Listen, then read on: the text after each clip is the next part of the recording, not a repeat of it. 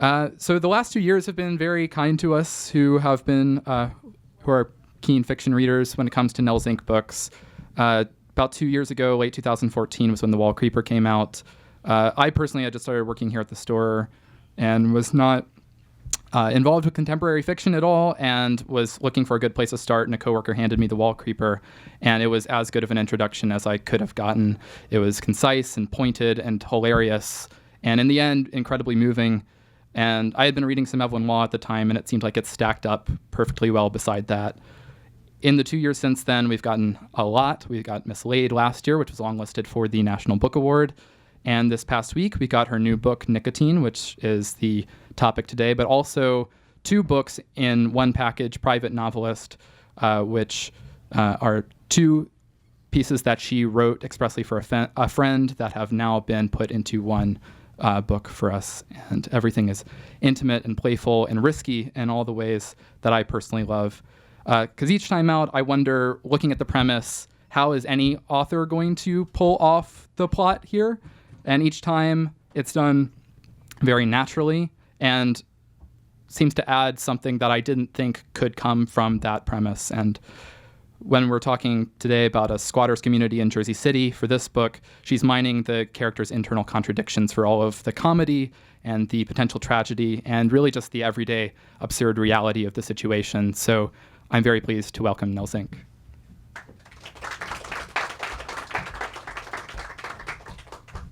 Thanks very much.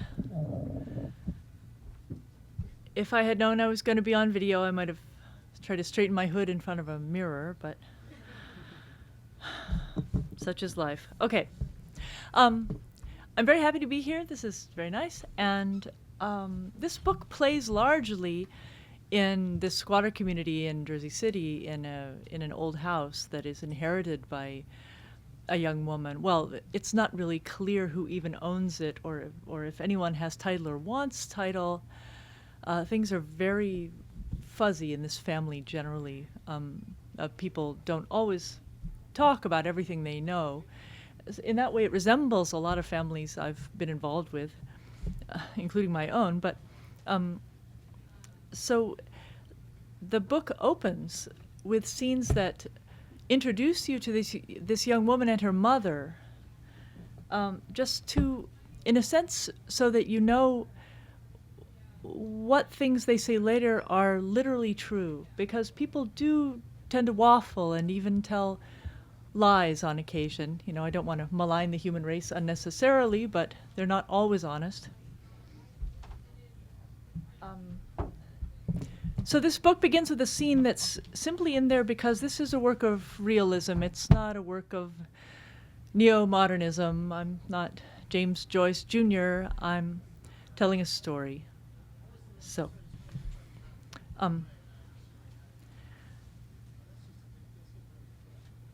13-year-old girl stands in a landscape made almost entirely of garbage, screaming at a common domestic sow. Should I be closer to this thing? It doesn't seem as super sensitive. It's, you can hear me. You can hear me. Okay.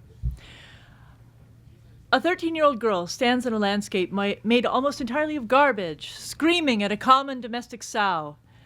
The skyline of the port city of Cartagena, Colombia, stands overcast in the background, shrouded in cloud that melts to the Pacific. The sow shakes its jowls. Instead of entering its pen made of tamarisk boughs, it turns to face the girl. She swats it on the nose with a metal bar. The sow squeals, a glottal shriek. A second, larger sow approaches, gnashing its yellow fangs, with loud clicks as it snuffles over the surface of the trash. It raises its head to look at the girl who urinates where she stands. She doubles over and screams. The pee washes stripes in the dark grime on her legs. A middle-aged American in a white shirt and khaki pants, carrying binoculars on a strap around his neck, rounds a pile of empty detergent bottles. He takes a heavy branch from the fence. He drives both sows into the pen, while the girl lopes away. He calls after her, "Momento, momento, quédate, maja, ¿cómo te llamas?" He walks toward her. "Amalia," the girl says. "Ven conmigo, te doy comer." the man says, holding out his hand.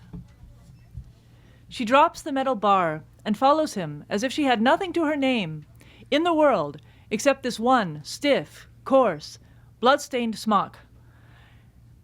And in fact, she owns absolutely nothing but that one formerly white smock, and she never returns to the dump. 2 decades later, 2 hours into the year 2005. A cigarette fights intense humidity and utter darkness. Its dim firefly of tobacco flies upward and brightens with an intake of breath. It falls and comes close to dying. The invisible smoker lounges naked on a heap of animal skins. She is 12, brown-skinned, black-eyed, with long, dense, dark hair. Her hairline is very low, hardly more than an inch from her eyebrows, and her nose hooks like the numeral 6. Her legs are short, her waist thick, her breasts small and high. And I should add, perhaps, that you can already tell I'm doing something a little disingenuous here because I've already said you can't see her, but I'm describing how she looks. 5 tall, pale men silently walk a narrow trail broken through week-old snow. They wear mucklucks and nothing else. Behind them, the steam of a burning Christmas tree rises from the chimney of a house. A 2-story farmhouse, red paint, peeling off clapboard, hunkering below the cliffs of the Palisades, just south of Nyack, New York. The night is moonlit but overcast. The first man in line carries a kerosene torch in a bamboo holder. He is 71, the oldest person present, with white hair and a white beard. The torch trails a greasy plume of black smoke. He holds it so as to spare the others, and the wind carries the smoke away. The men's boots scrape on the snow, a regular noise, like caterpillars eating leaves. That phrase, like caterpillars eating leaves, may be the only time in this entire book where I do the kind of thing they teach you to do in writers' workshops. Like, actually use a simile. Okay. The group approaches a dark mound, a sweat lodge on a wooden platform, a simple hut built of willow and covered with deerskins. The white-haired man plants his torch in the snow.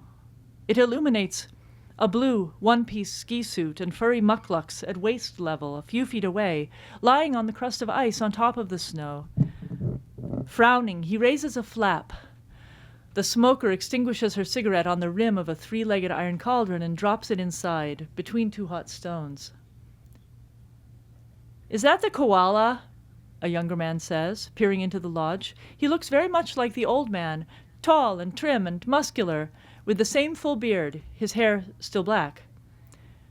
The old man, father to him and the girl, yanks 4 deerskins off the willow frame, exposing a quarter of it, and says, "I'm disappointed in you, Penny."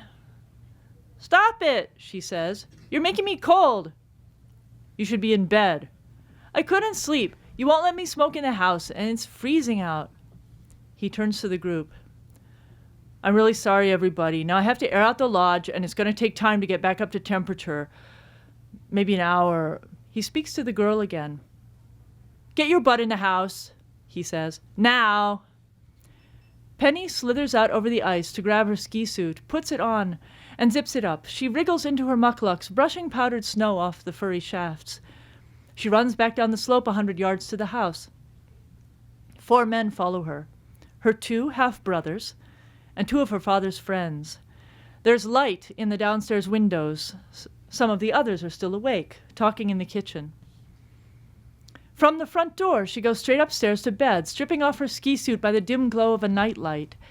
She lies down under a narrow polyester comforter. The flannel sheets are a faded dark red. She turns to face the wall and lies still for 10 minutes. She sits up, too unsettled to sleep. She thinks of going downstairs to ask for some water from her mother. Naked and barefoot, she ventures into the hall. Through a bedroom door at the head of the stairs, she hears a couple having sex. She opens the door and flips on the light switch. She sees the dark-haired man, her half-brother Matt, still naked, collapsed on his girlfriend and says, "What happened to fasting before Sweat Lodge? No food, no sex, no alcohol. Matt says to his girlfriend, I swear to you, I'm going to kill that fucking brat. I swear I'll kill that fucking brat. Penny sings songs, mocking him.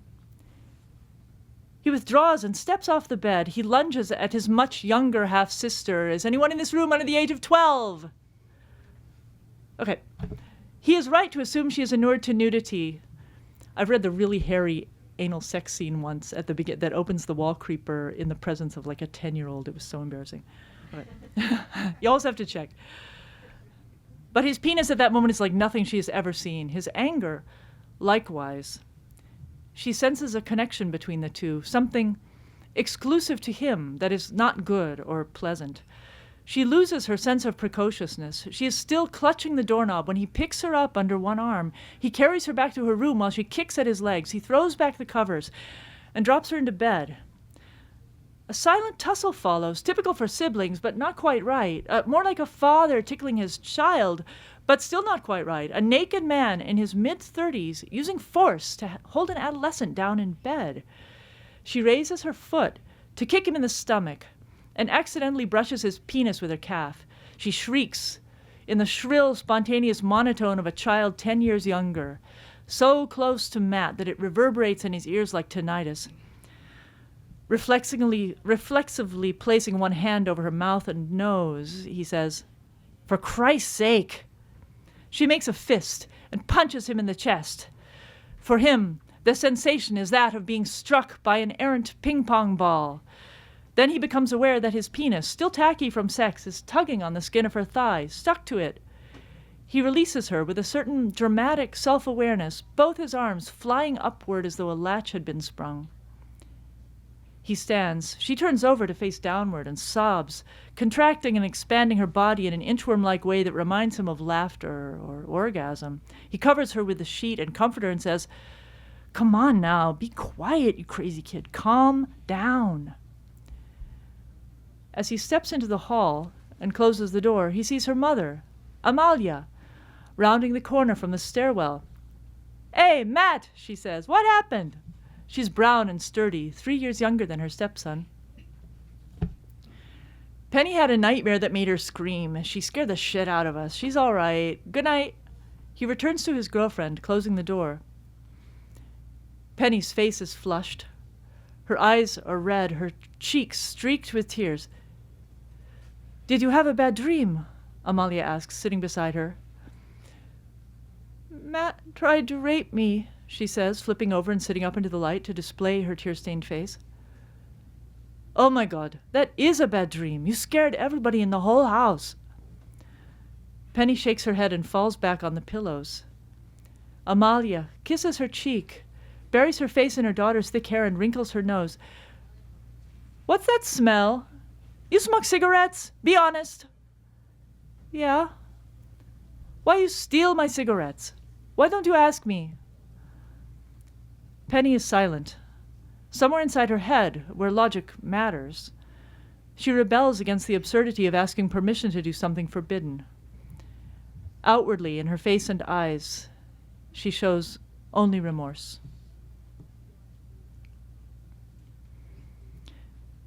When Amalia is gone, I have time, man. I have like 20, 30 minutes. Okay.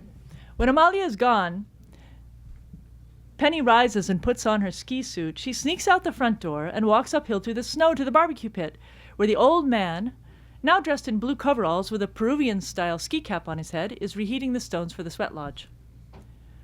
"Daddy," she says. "Come here, baby. I'm sorry I got so PO'd. He tries to put his arm around her. She shrinks away. He tries to look at her face. She hides it. "Tell me what's wrong." "Matt tried to rape me." "And? Did he succeed?" "No."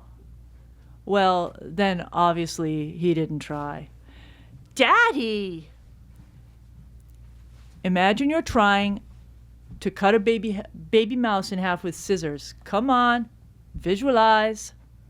She sniffles, visualizing, and says, "No way." "That's right. Something stops you. If you ever got as far as trying, that mouse would be in 2 pieces. And that's how I know Matt didn't try anything. Now turn off your little narrative self-righteousness machine and tell me what happened. Matt dragged me in my room. Where was Naomi through all this? Go back to the beginning. I want this blow by blow. I want to hear the details that don't matter, as if you were describing a dream that didn't make any sense. Penny nods. Okay. Naomi and Matt were in the room making a lot of noise, so I opened the door to ask them to be quiet. He throws his head back and laughs. What's funny? You didn't ask them through the door. You know sex is a private thing, and you know it's polite to make noises while you're having sex. At least you ought to know it at your age, and I think you do know it. I think you opened that door because you wanted to piss them off. That doesn't give him the right to do what? What did he do? Okay, he got mad and put me to bed, but it was weird. Now you're playing dumb, pretending to be a little kid. It's my fault for not treating you like an adult after you smoked up my sweat lodge. And Matt's fault, too, for not treating you like an adult after you stopped him making love to Naomi. Do you seriously believe it wasn't just as strange for him? Penny is silent, embarrassed. She turns away to kick at a concave bank of melting snow stained orange by the reeking kerosene torch. You can't have it both ways, her father says. You're not a kid anymore, and nobody should treat you that way, not even yourself. We are equals here. You take responsibility and apologize, and I'll talk to Matt. Deal? I hate Naomi, Penny says, looking at her boots. It's not our job to like her, Norm says. It's Matt who needs to love, honor, and respect her. We are all individuals. Well, what don't you like about her? Let's see, he says, pushing a rock deeper into the embers with a length of kindling. She wants like hell to marry my senior son. What's wrong with that? She is constantly bowing and scraping to please him, and she sucks up to me and your mother. She's a bore. She's going to lose him. Now, I'm Jewish enough to wish he would settle down already with some nice girl and give me some grandchildren. Wouldn't that be nice? Little nephews and nieces everywhere. Babies are cute, Penny says. Now, if there's one thing I hope you figure out in life, it's how to learn from other people's mistakes and instead of having to make them all yourself. Right now, you have a chance to learn from Naomi. There's no point in loving people if it makes you act phony, because then you can't even say, I love you. Well, she says it all the time. She says love and you, all right, but where's the I? It's gone, missing in action. Penny picks up a stick of her own and pokes the embers to make them glow. She smiles at her father, and he smiles back.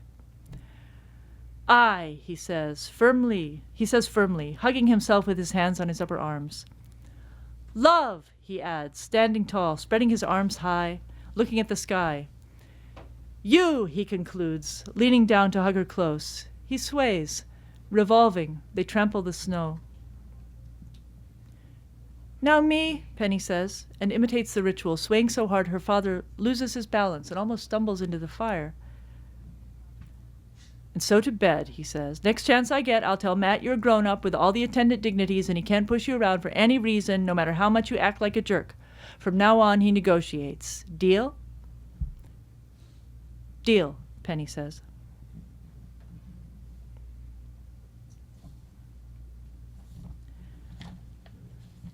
I won't read anymore because it's fun. I think it's fun to read, but people often say the ideal length to read aloud is 5 minutes, so I'm already over my deadline.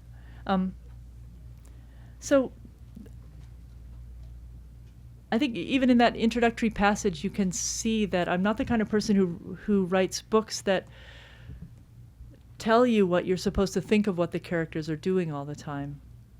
The sort of moral open-endedness is one of the things I like most to aim for. That it's very clear to me what's right and wrong, but when you're living life, it's not always clear. You're constantly rationalizing and relativizing your actions, and a book can be the same way. And emotions can be very spontaneous and very strong, But a strong spontaneous emotion could also very quickly be replaced by another strong spontaneous emotion. And later in the book, when after this scene, the book kind of starts like a triple jump in the Olympics. There's like a little scene and a somewhat longer scene, and then it goes on for the rest of the book, like ding ding ding. And so Penny says at one point that she, when she's grown up, when she's 23 and it's 2016 and the novel is happening, that she just wonders whether something like falling in love at first sight, is it superficial or is it elemental? Are those the most authentic emotions or the most dubious? She doesn't know. And I think we all know how sometimes first impressions tend to be accurate. I think it's even been proven empirically that when you first meet a person, you get an impression of them, and then as you get to know them better, you revise it and adjust it, and then 2 years later, you're back to where you started. When you really know them well, you have the same opinion of them that you had within about 30 seconds. So Penny, the little girl who's raised by this hippie shaman, maybe I should read a little more so that you learn that should I? That you learn that her older brother Matt, who is such a troubled boy, has a very different kind of a profession from his father. His father does sort of indigenous herbal therapies in the forests of Brazil, making people feel better. And Matt, the son, wants to save the world. He wants to change things. Matt, in a crummy mood, trudges up to the sweat lodge to keep his annual ritual sweating appointment. It is nearly 4 a.m., and he would rather be asleep. His father confronts him. "Did you lay hands on Penny?" It is a striking picture. Lit by dim orange flames a little way off, the two men resemble two antagonistic big cats, one young and naked, an image of power, the other now sweet-looking in thickly insulated coveralls and a goofy hat. Matt rolls his eyes. "News travels fast," he says, taking off his mucklucks. "And no, I did not touch her. I was a little antsy coming off cocaine, and she barges in our room, okay?" "You will not touch her. She's 12 years old, and she's my daughter." "Jesus, Norm, shut up." Matt dives into the lodge. He arranges a few sheepskins in a row and lies down heavily. Norm strips to join him. "When are you going to marry Naomi?" he asks as he crawls through the entry. Reaching a wolf pelt, he rolls over and sits upright. "That girl loves me blindly like a dog. She doesn't even know me." "Nobody ever really knows anybody, but some women would make excellent mothers." "I don't need a mother. Give me some steam. I'm cold." Norm dribbles water from a ladle over the stones in the cauldron. "Talk to me," he says. "Tell me why you won't start a family." "Because I'm happy," Matt says. "I have a fulfilling career and I'm financially and emotionally independent." "I think you miss out not having a community of any kind." "And I think you miss out depending on community for your sense of self. Those clients, man, you're out there milking the most vulnerable people in the world, so don't tell me it's your community." Norm says softly, "I help heal souls when bodies can no longer be healed. When they won't be needing the money. I'm not here to take life lessons from you. I have my own life. I make an honest living, and I'm proud of what I do. Design garbage trucks. Designing prototype mobile waste compactors that are changing people's lives while you're telling them life is fine the way it is, that it's fine they're dying because they rode the cosmic snake. Teaching them resignation. You know why I don't need a community?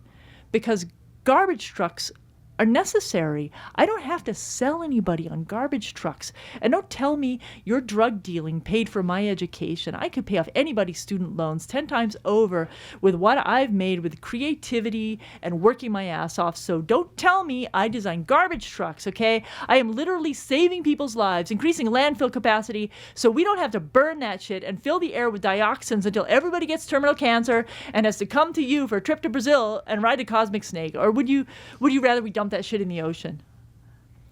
Norm dribbles more water over the stones, and visibility in the tent drops to near zero.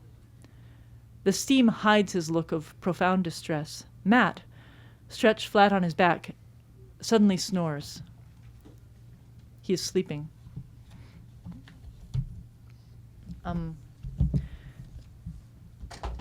So, as the novel goes on, Norm doesn't last through the year 2016. I mean, the next scene starts in April 2016, and the novel ends right around next month, when everything else is going to end according to the Mayan calendar. And so Penny is the main character, and her brother Matt, who is doing his very best to be sort of a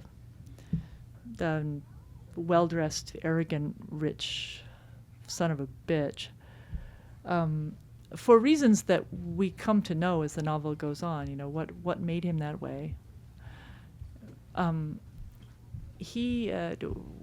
When this house is discovered, then when it becomes clear to everyone in the family that their father owned a house in Jersey City that he's sort of kept quiet about because that's because he has unpleasant memories associated with it, they assign Penny the task of throwing out the squatters who live there. But that's not going to work, because when she goes there just to see them, the first one she sees is this guy named Rob, and he's really, really cute looking, like sort of like one of the old Marlboro Man models with like faded jeans and this like thin of t-shirt and blonde hair. And she's like, okay, I'm not throwing them out. And her brother Matt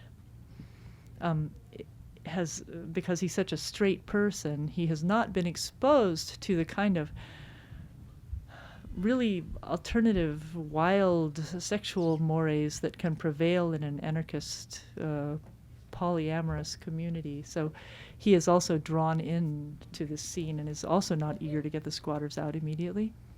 He has his own ideas of how he can accomplish his aims. In any case, it goes...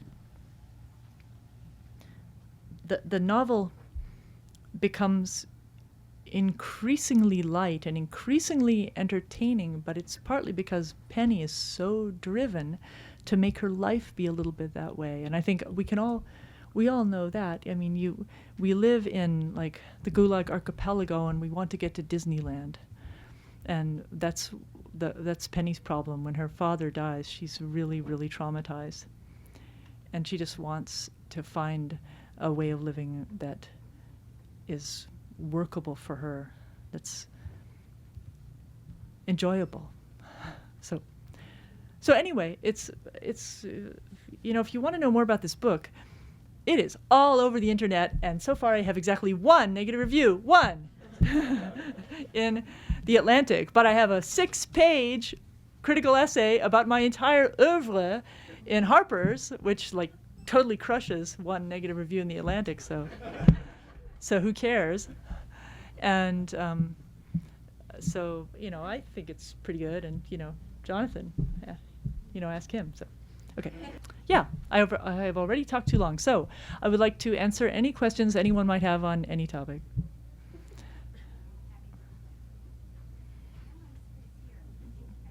Anybody curious about anything? So I just wanted to ask what your inspiration for writing the book was, or what, where your ideas came from. And I missed the beginning, so maybe for Nicotine? Yeah, for Nicotine. Well, where I got the ideas, well, in Daniel Kehlmann's eloquent novel Fame, one of the main characters is a writer who, when asked that question, has a stock response: in the bathtub. I get my ideas in the bathtub.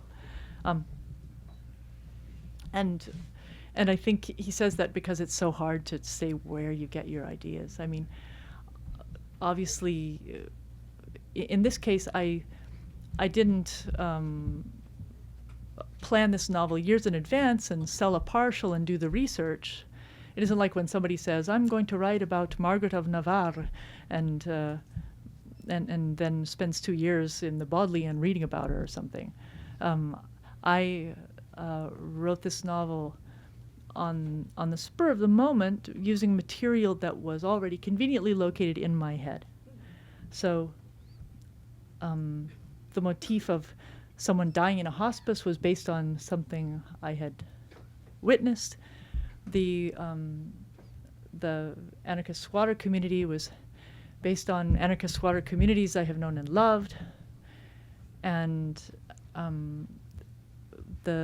some of the central themes you see coming up about the contrast between the stories people tell themselves about their lives and the reality, how hard it is to get at that reality, especially because people tend to turn to therapy. They tend to turn to their own memories to find out about their childhoods, which is just insane, because half the time you can just go ask a neighbor who who was an adult when your parents were adults, and you'll get an immediate, accurate answer. But nobody does that. You know, they want to lie on a couch and get it all from this perspective of a 2.5-year-old. No. As a child, few of us are well informed about what our parents are really up to. So that contrast is something I wanted to examine. And there was another theme I wanted to mention. Now I've forgotten. I'm surprised to learn that Avner Schatz is a real person. What? Yeah, I didn't But he know wrote that. the introduction to that book. Okay, there's no reason you would think he was. You were playing, I think, postmodern games True. about the author, and were very digressive. The narrative method of that is so different. Is quite different from your other books, your novel-length books. I wondered when you wrote it, and why the method of telling the story. Well, it says right in the book, it was written as emails to Avner at the rate of 1 a day in December of 1998, like an advent calendar, 24 emails. Which I didn't actually notice that until like 3 years ago, or maybe in 2011 when I finally spell checked it, because some people wanted to read it. When I wrote that book for him, I was not under the constraints that you have when you're writing a novel for a mass audience of just telling a single story in a really straightforward way. He's a postmodern novelist himself. He's for a while he called himself Israel's token postmodernist, because that's really what he was. Israeli literature is a bit of an unusual case, because modern Hebrew hasn't been around that long, and so the development of their literature has been compressed into the recent past. Like their Dante was in about 1962. The first long work in the vernacular was not that long ago. So he was the one novelist in Israel and short story writer interested in postmodernism. So I had absolutely no hesitation to write in a very metafictional style when I was writing for his amusement. And that was really my aim in writing that book. I met him, and he was, as I said, unbelievably nice, radiant, and humble, and really into like Bohumil Hrabal, or people used to say Bohumil Hrabal, but apparently now you have to pronounce it like you think you're Czech or something. So he was into all these Czech writers and like the good soldier Schweik and the Russian things about Khonkin. So I was the same way I would write now for the amusement of what I imagine to be my current audience, which is a very vague notion. I was writing that for his edification. There's a lot in the book about English literature, simply because he had told me so much about Israeli and Hebrew literature. I just wanted to, give him the facts on the American stuff. So. So we know a lot has been written about your relationship with the F word, and now also with Avner Schatz. And so I was wondering if you have relationships with other writers or what the sharing process of your work is like. Like, do you belong to a writing community, or do you prefer not to belong to a writing community? Or in general, what's your relationship with other writers besides these two? Well, I think a lot of people, they just belong de facto to a community simply because they are in writing workshops and they end up, or they do the right thing to get your career started early and hit the ground running. You know, you go to an MFA program and you get to Brooklyn as fast as you can, and you have a community. You can't help yourself. You simply have been in courses with these people. You're giving each other, as editors, giving each other jobs, blurbing each other's books. It's a community, and at the same time, there's the sort of amateur writers communities online where people post their stuff and get comments. I never, simply because I didn't think really that anybody except my good friends liked my stuff. I mean, it was a real shock to me being told that it was even publishable. I mean, it's hard for me to get my head around this now, in the situation I'm in now, but, you know, October, this is October 2016, and October 2014 is when the Wallcreeper came out. You know, 2 years ago, I was being pleasantly surprised that somebody liked my books at all. So I was never in any kind of community, and I think also as far as my treatment of friendships generally, like if you're involved in, say, a political movement or something, you end up knowing a lot of like-minded people. You're passionate about the same stuff. You're working together. You have these professional contacts and friendships that can be incredibly intense and emotional, but it's not the same as having a personal friend. I mean, or if you play in bands, you know, you'll have musicians that you're on a wavelength with, that you can work with, but it's not the same as those friends who just like you because you're you. And it was just, it's hard for me to imagine a literary community of novelists because it would take so long. It would be like those, you know, whale songs or something. I mean, writing a novel takes years. Reading it, you know, if you have a backlog of stuff you're supposed to be reading, or, you know, reading even your best friend's novel that you urgently want to read might take you 3 weeks or a month or 2 months, because there's other stuff you're supposed to be doing. You know, it's like calling out across some vast distance and eventually getting an echo somewhere down the road. So no.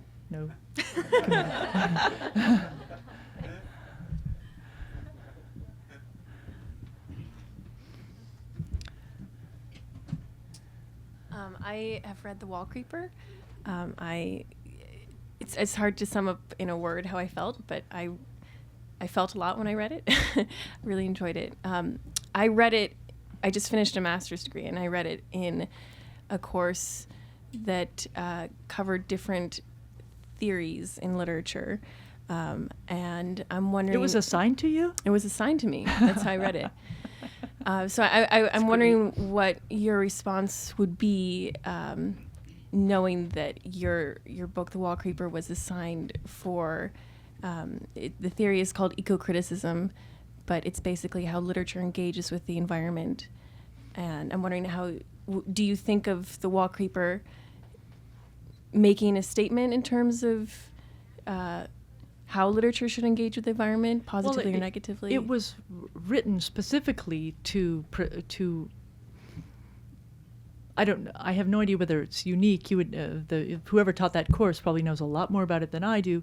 But what I was trying to do was something that I hadn't seen done, which was simply to write an environmental novel in which the environment was kind of along for the ride, so that I would convey information and knowledge and even arguments that can be used in an environmental context by activists without making them the centerpiece or the heart of the action. The heart of the action in that book is sort of a French-style sex farce. Mm-hmm.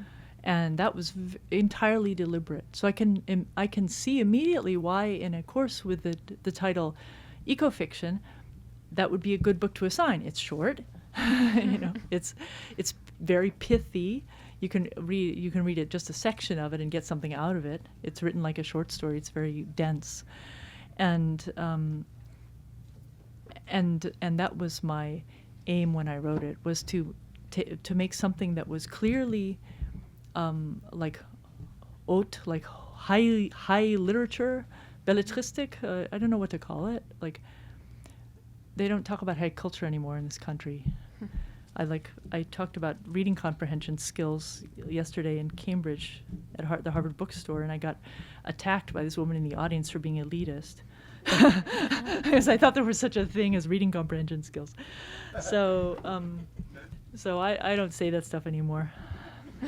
But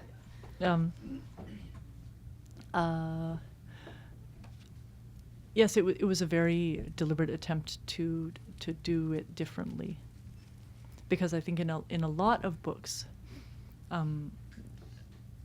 the environmental concerns will be a kind of a foreign object, and the main story has to be something generally to do with violence or conflict. Mm-hmm.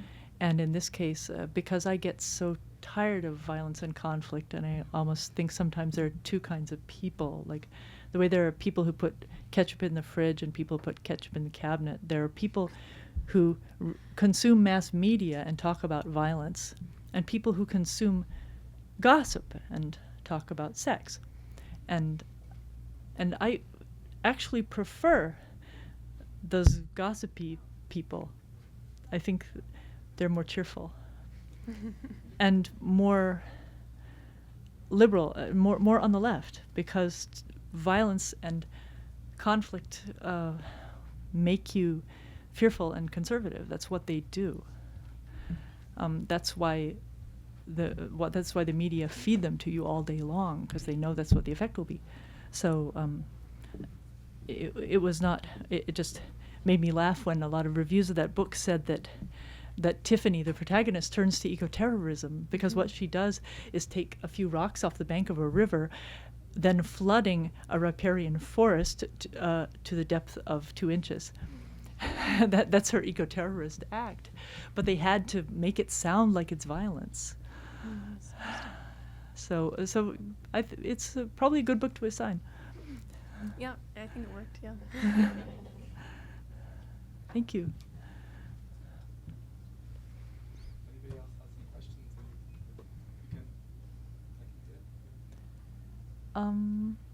Yeah, I'm patient. I actually have one question. Oh, yeah? Okay. So what hasn't been brought up yet, I don't think, is that you don't live in this country anymore. Is that still correct? No, Yes. I live in Germany. Germany. So what's it feel like coming back to the U.S. to present? I mean, this one and Mislaid are very much about, in an American context. Wallcreeper, no, but Yeah, I don't know. What does it Wallcreeper's- feel like to come back and write about the U.S., not living in the U.S. now, and how often do you come back here? And I guess, what's your relationship to the United States at this point? It's a hard question, because I feel very American. I am, if the word American means anything, it applies to me, because I think the most recent immigrant in my family was in something like 1850. But I do happen to live in Germany, mostly because of the economic situation there, which is still pretty utopian. It's kind of 50s style, where you have relatively high wages with dirt cheap rent. And so there I was able to work part-time and write, and poverty there is not criminalized, so that I was living very much like a middle-class person on just about no money at all. And I wish that's something this country could bring itself to do, to just allow that kind of it doesn't take a lot of redistribution of wealth. It takes maybe not spending quite so many billions on nuclear weapons. There are little things you can do. While they're telling us to separate our trash, they could maybe stop spending the billions. Anyway, so Germany is somewhat better organized. So I was living there, and I think when I wrote my second novel, Mislaid, which is about race relations in the South in Virginia in the 70s and 80s, which is a very, very hairy topic, I think it helped me that I was so nice and far away. If I'd been living in Brooklyn, surrounded by, I don't know, identity politics police or something, they really are out there. I mean, a friend of mine, this wasn't even in Brooklyn, this was in Berlin. She wanted to teach a course on West African dance. She's a scholar of West African dance, and it's extremely interesting. And she was basically not allowed to do it because she's white, and they kept saying, well, is your course going to be a safe space for people of color? What do? You just she wasn't allowed to teach a course on West African dance. The kids are allowed to learn critical racial theory, but they're not allowed to actually learn about the raw material, West African dance, because that would be too risky. So, not having a community of any kind, I didn't have those problems. I just wrote to please myself. And if you take risks, the same kind of risks that will get you hammered by a community will make an editor and an agent really happy. They like you to be controversial.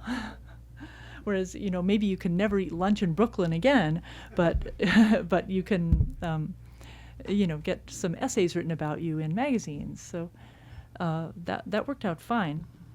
And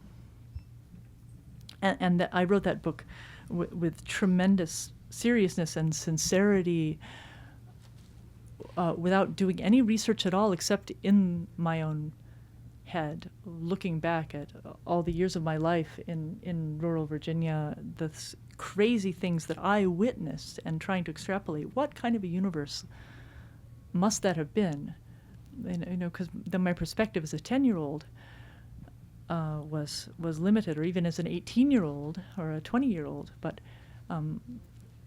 it turned out I had guessed a lot of things right when I did do the research, kind of fact-checking myself after I had written it.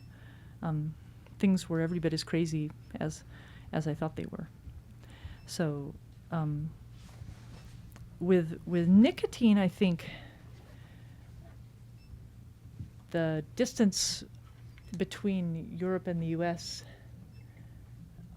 was something I had to bridge mentally, but I have enough contact with Americans, with young Americans and older Americans.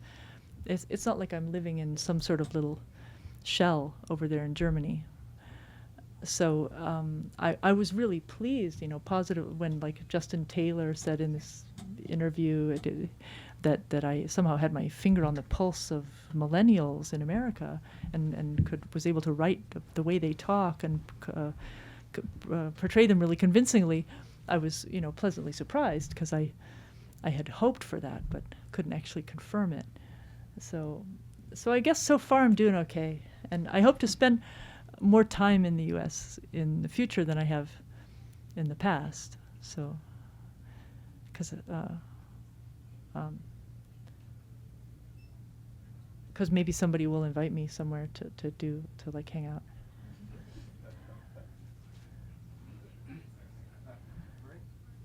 Thank you, everybody, for coming out.